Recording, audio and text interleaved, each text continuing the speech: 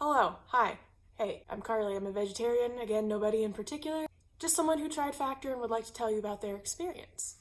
So, here we go into weeks 3 and 4 of trying Factor as a vegetarian and telling you what I think about it. Alright, weeks 3 and 4 of Factor, let's talk about it. Let's just get right into it. I have my notes on my phone and I will be reading them to you.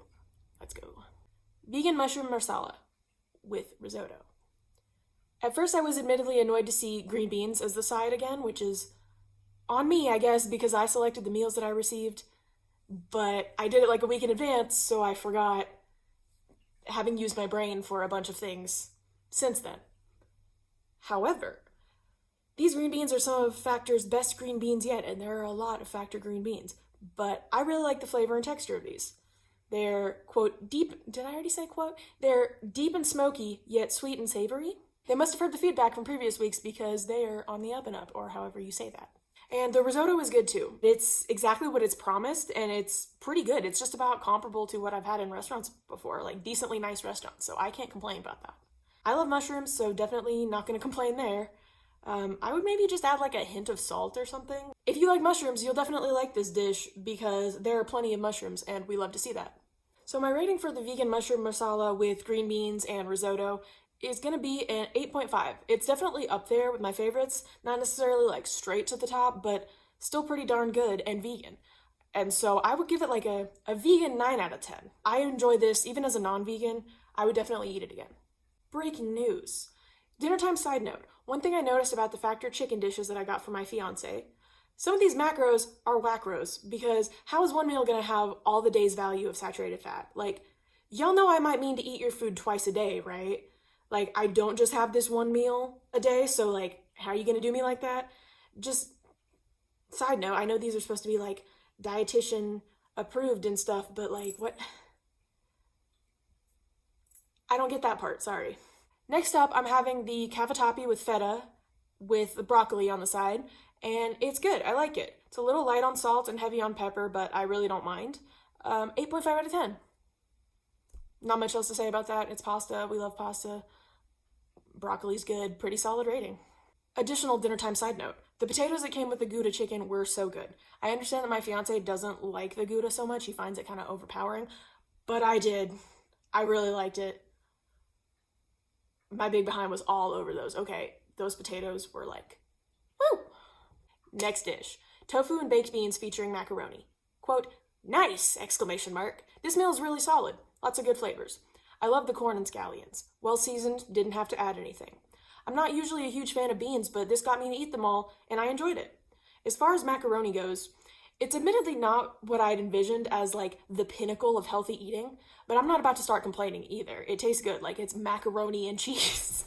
Everyone loves that. If I had to nitpick about something, it would probably be about the fact that the sauces kind of get congealed up somewhere along the line, but again, whose fault is that for ordering a bunch of ready-made microwave food shipped to my door? Mine. Me. My bad. Second note about this one is it's a bit heavy for a summer lunch, but again, hey, that timing is my own fault. I bet I'll be full and satisfied to work more through the rest of the day though, so that's pretty good. This is one I'm actually glad I got a couple of. I'll say it's an 8 out of 10 rating. Tofu is maybe a little bit tougher than I'm used to. That could also just be microwave/user error, but I'm not mad at it. 8 out of 10. Next meal. Chickpeas and wild rice with kale along a side of broccoli and crema or whatever. 8 out of 10. Quote, I don't usually love rice and beans in general, but this is good. Good rice texture. I didn't eat breakfast as a trying this, so it's hitting pretty good. Initially, I was going to give it an 8.5, but I think my hunger is definitely playing a role. Crema can make most things okay anyway, though, and I love a good crunch from some kale. The broccoli isn't bad. Let me know if you're on team soft broccoli or if you're on team crunchy broccoli. This dish might actually have had a tad bit too much going on with the tomatoes and onions in it. It gives pasta sauce energy, but also not necessarily in a bad way. Like I said, I love pasta. Who doesn't love pasta? I feel like I could, in theory, make this dish at home on my own, but I know myself and I won't do that. So I ordered it. It was pretty good. I ate this dish a second time and rated it a 7 out of 10. It was not the freshest at this point. It was kind of towards the end of the week, so that probably plays a role. So I averaged that out to be a 7.5, because math. Next up, almond tofu stir fry with edamame. Quote, good. It's what I'd cook if I could cook. I like the sauce, I like the tofu and rice with mushrooms, but gosh darn green beans are squeaky, all caps. Soybeans and salt are like peanut butter and jelly. They need each other. They lean on each other. Rating, 8.5. That sauce might even make it a 9 because when you mix it all together, you don't really need anything else. It brings the saltiness, the umami, whatever. And if you put the side and sauce into the entree and mix it all up, it ends up really good. Take 2 of almond tofu stir fry with edamame.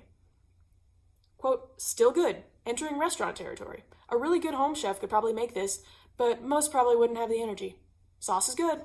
Take 3. Edamame got sour the less fresh it got. Entree's still pretty good.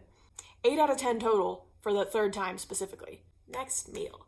Barbecue sweet potato with cabbage featuring yummy corn, creamy casserole side thing, and green beans, which are bland and squeaky and frustrating once again. I love the corn side and would eat a lot more of it. Sweet potato and sauce, pretty good. Not a huge fan of cabbage, but I'm hungry, so I'm eating this. Parentheses, I didn't have breakfast. So I'll finish it. This one actually caught me by surprise and the rating slowly crept up. The main is seasoned nicely, as is the creamed corn, whatever it is that I'm enjoying a lot. Like I said, this one kind of surprised me because I really don't care for cabbage too much, and I honestly thought I would hate this dish. But if we could get past the squeaky green beans, this whole thing could be a great meal. Unfortunately, I have to disguise the green beans in like the very rich corn mixture. So 7.5 out of 10. Update. 2nd time eating it. Okay, I keep eating this and I actually really like it. It keeps growing on me. 8 out of 10. Barbecue sauce smells good. Yummy, yummy. And scallions make everything okay. True enough. I feel like Past Me was right about that. On to week 4 of Factor. Garlic cream tortellini with broccoli and a side of green beans and red pepper. Judging on this title alone when I ordered it, I thought this was going to be, all caps, divine. This was supposed to be the it meal for me. But I was so disappointed.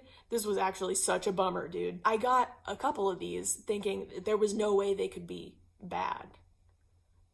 But they weren't great, unfortunately. Allow me to read you this excerpt from my notes. Quote, but hey, the green beans are cooked, mostly. Quote, bruh, the tortellini is soggy. I can tolerate a watery broccoli, but the pasta? Crazy. How's the wet steamed broccoli better than the pasta? I wanted to go to Flavortown. I thought I was en route to Flavortown. I was not en route to Flavortown. This pasta's filling upsets me. It's a very squidgy texture, and I don't understand it. The garlic cream tortellini with broccoli is a 6 out of 10 for now. The ingredients have so much potential, but it just didn't reheat well altogether. So if you've ever wanted to be let down by your food, I think this is the dish. Tragic. 2nd time, quote, yeah, I cooked it for 2.5 minutes and I'll give it a 6.5 total because this time I'm eating it is a 7. It tastes quite good, actually. So I don't know what I was thinking. I don't know how to... I'm not sure what Past Me was on about. Couldn't tell you. We're averaging a 6.5. Next meal. Vegetarian tamale bowl. 8 out of 10. Actually very good. Y'all making me like beans, I wrote. The spice is kind of overpowering, but the flavors are pretty nice, and I'll gladly eat that again. 2nd time eating it. Too much seasoning on both the side and main, but still good base ingredients cooked well. The sweetness of the corn is absolutely vital to the enjoyment of the whole thing. It's my favorite part. Factor's corn is good. I like corn. Can't go wrong with corn. This last week that I'm talking about didn't really have a lot of vegetarian options, so I got multiples of the same thing, which, when they're good, it's good. You know, it holds up. Yeah. My overall take on weeks 3 and 4 of Factor was pretty good, decent, lots of good meals. Definitely want to eat these while they're fresh, I think, for best results. But, I mean, aside from the obvious, I'm not complaining too much. It's very convenient to not have to cook. So, that's another Factor video as a vegetarian, all my opinions and whatnot. Thank you for watching. Sorry, that was cringe. Thanks for watching. Have a good one. Bye.